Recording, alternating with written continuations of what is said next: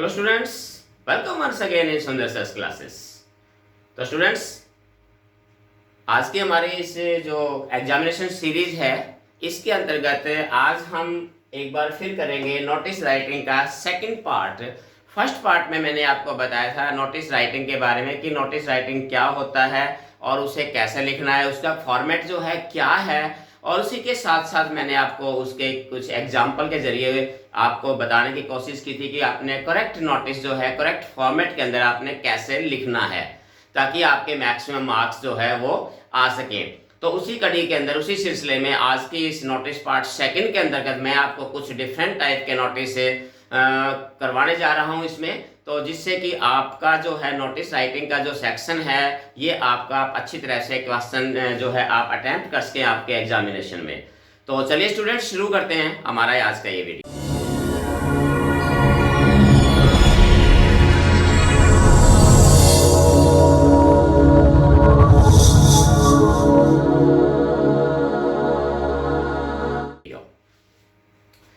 तो स्टूडेंट, अगर हम बात करें नोटिस राइटिंग की, तो नोटिस राइटिंग के अंतर्गत पिछले वीडियो में मैंने आपको बताया था कि नोटिस राइटिंग अगर कोई ऑर्गेनाइजेशन है, कोई इवेंट है, कोई कंपटीशन है, कोई गेम्स का या किसी प्रकार का, तो उसका मैंने एक एग्जांपल आपको बताया था, उसको हमने कैसे लिखना है, किस फॉर्मेट में लिखना है।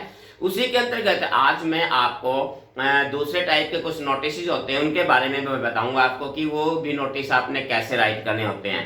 एक चीज ध्यान रखना है कि नोटिस राइटिंग का फॉर्मेट जो है वो नहीं बदलता, फॉर्मेट सेम ही रहता है। चाहे वो किसी भी प्रकार का नोटिस हो तो वो नोटिस का फॉर्मेट आपका सेम रहता है। आप देख भी सकते हैं। अगर आप बात करें यहाँ, तो सबसे पहले अगर हम बात करें तो इसके अंदर वही जैसे हमने पिछले वीडियो में देखा था, इसी वीडियो में भी अगर हम बात करें तो सबसे पहले जो आता है वो हमारा आता है नेम ऑफ इंस्टीट्यूशन। वही चीज है कि name of school, institution, company, public place, whatever जो भी है जहां से नोटिस इश्यू किया गया है वही चीज इसके अंदर आती है। पिछली वीडियो वाली बात है, सेम आपने वही ध्यान रखना है। उसके बाद ये पर भी हमारे पास क्या है कि नोटिस भी हमने उसी प्रकार से नोटिस राइट करना है इसको। तो यहाँ पर आपने ये चीज लिखने के बाद वही है, यहाँ हम डेट भी देख सकते हैं कि हमने वही इसी प्रकार से डेट भी मेंशन करनी है।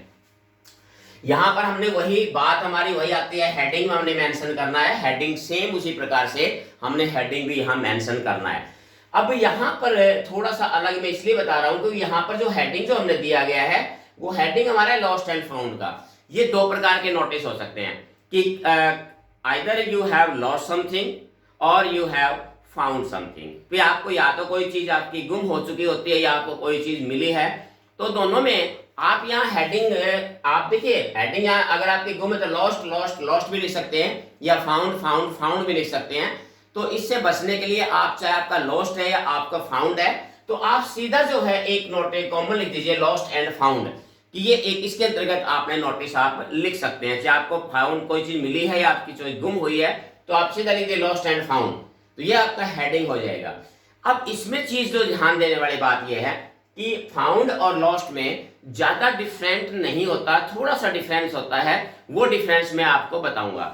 यहां सबसे पहले जो मैं आपको बता रहा हूं तो यहां लॉस्ट का है, तो शुरुआत बिल्कुल वैसे ही करनी है जैसे हमने पिछले नोटिस में देखा था, all the students are informed.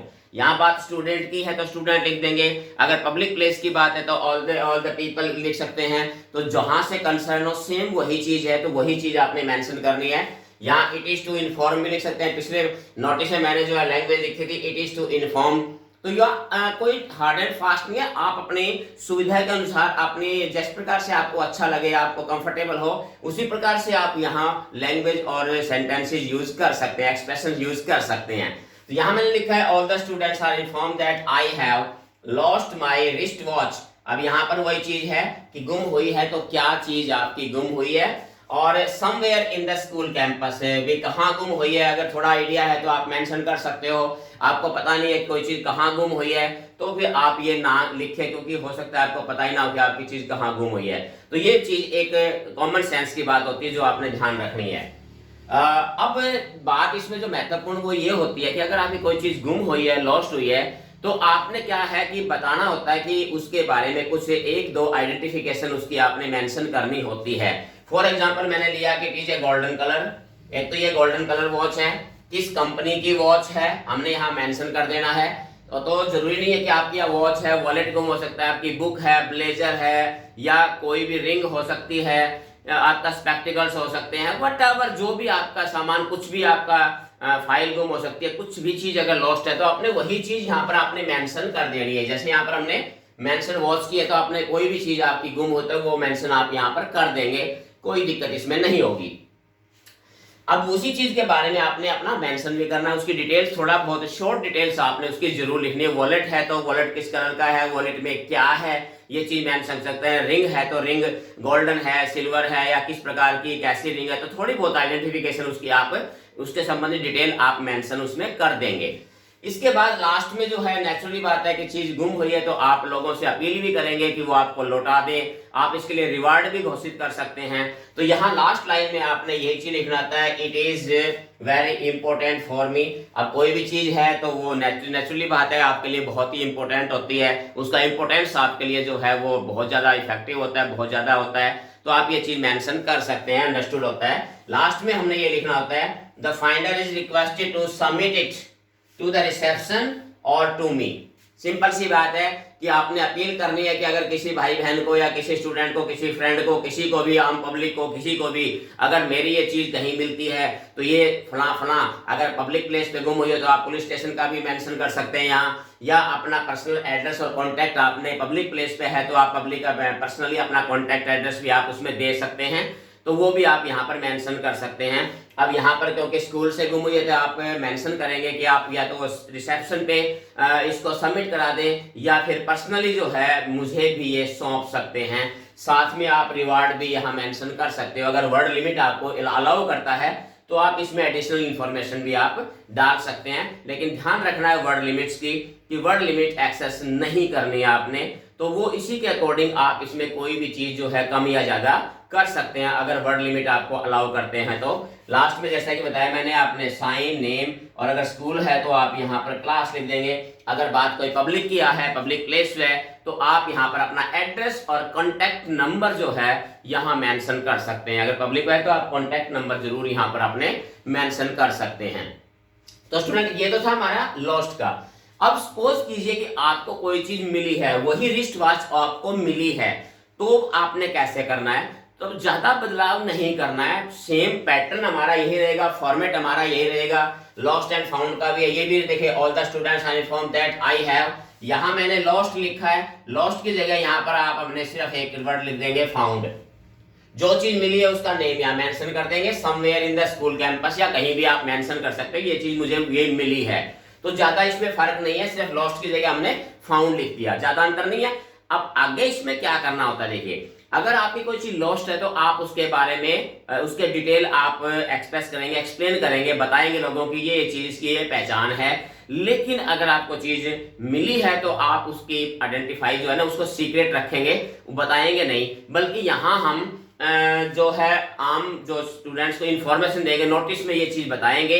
यहाँ तो मैंने ये लाइनें लिखी हैं, यहाँ जो ये हमने ये लाइनें लिखी है गोल्डन, ये इसको हम इसकी जगह पर हम जो है चीजें मेंशन कर देंगे और चीजें, और वो हम क्या मेंशन करेंगे, जैसे यहां हम लिख सकते हैं, यहां मेंशन है the real owner may get it, mention करेंगे। अब ये चीज मिली है, इसका जो असली मालिक है real owner may get it from the reception, ये आपने रिसेप्शन पे जमा करा दी। कोई भी चीज हमें मिलती है तो नेचुरली बात है हम पुलिस स्टेशन जमा कराते हैं, या किसी ऑफिस में, कंपनी या किसी ऑफिस में रिसेप्शन पे कहीं जमा करा दी, तो आपने यही मेंशन करना है कि जो असली मालिक है the real owner may get it from the reception by telling the identity of the thing. ये मेंशन करनी है कि कोई भी मालिक है इसका, अगर किसी का गुम हो तो अपनी पहचान बताए, अपने इस चीज के बारे में कुछ पहचान बताए और इसे रिसेप्शन से प्राप्त कर सकता है। तो ये आपका फाउंड का जो है नोटिस भी कंप्लीट हो जाता है। तो कुछ ज्यादा डिफरेंस इसमें नहीं है स्टूडेंट्स। थोड़ा सा अपने बस एक अवेयर रहना है कि आपने वर्ड्स जो है, सेंटेंसेस है, एक्सप्रेशन जो है वो कौन सी चूज करनी है, वो उसके हेडिंग के अकॉर्डिंग आपने सेंटेंसेस का चुनाव इसमें करना है। फॉर्मेट नहीं बदलता, फॉर्मेट को नहीं भटकना है, बॉक्स जो है बनाना है तो बनाना है।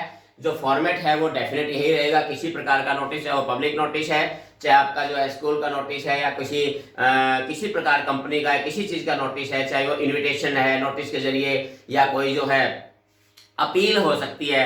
जैसे सर्दी का मौसम चल रहा है तो हम लोगों से अपील भी कर सकते हैं। जैसे कोई क्लब होते हैं, जैसे रेड क्रॉस क्लब है, रोटरीज क्लब है, या कोई भी डिफरेंट सोशल वेलफेयर के क्लब होते हैं, तो जैसे वो अपील भी कर सकते हैं लोगों से, तो वो भी नोटिस के जरिए अपने ऑफिस में या कहीं भी लगाते हैं, पब्लिक प्लेस पे लगाते हैं। तो उसमें भी हमें उसके हेडिंग यहाँ पर अपील वर्ड जो है, उसके हेडिंग जो है यहाँ हम अपील लिख सकते हैं। तो इस प्रकार से आप अकॉर्डिंग टू जो आपका नोटिस इसके बारे में है, उसी के अकॉर्डिंग आप हेडिंग लिखिए और उसी के अकॉर्डिंग उसकी वर्डिंग जो है थोड़ा बहुत बदलाव करके आप लिख सकते हैं।